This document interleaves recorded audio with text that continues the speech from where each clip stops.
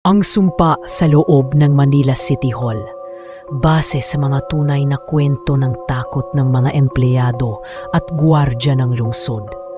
Maligayang pagdating sa Lagim PH.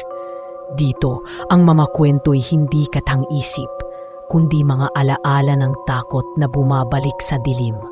Ngayong gabi, dadalhin ko kayo sa gitna ng siyudad, sa puso ng Maynila. Isang lugar na araw-araw ay dinaragsa ng tao, pero sa pagsapit ng gabi, nagiging kanlungan ng mga kaluluwang hindi matahimik. Ito ang kwento ng mga multo, anino, at bulong sa loob ng Manila City Hall.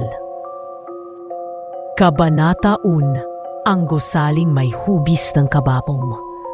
Alam mo bang ayon sa drone shot at floor plan, ang Manila City Hall ay may hugis na parang kabaong kung titingnan mula sa taas.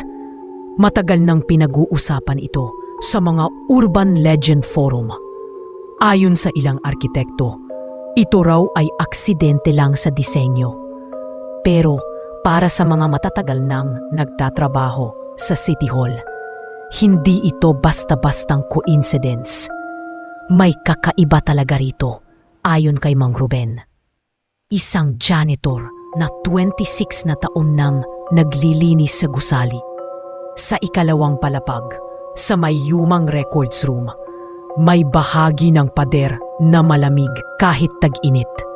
Doon daw madalas marinig ang tunog ng typewriter na walang gumagamit. At minsan, may boses ng babae na humihingi ng tulong. Pero kapag binuksan ang pinto, walang tao. Hindi pa dito nagtatapos ang lagim. Follow para sa part 2.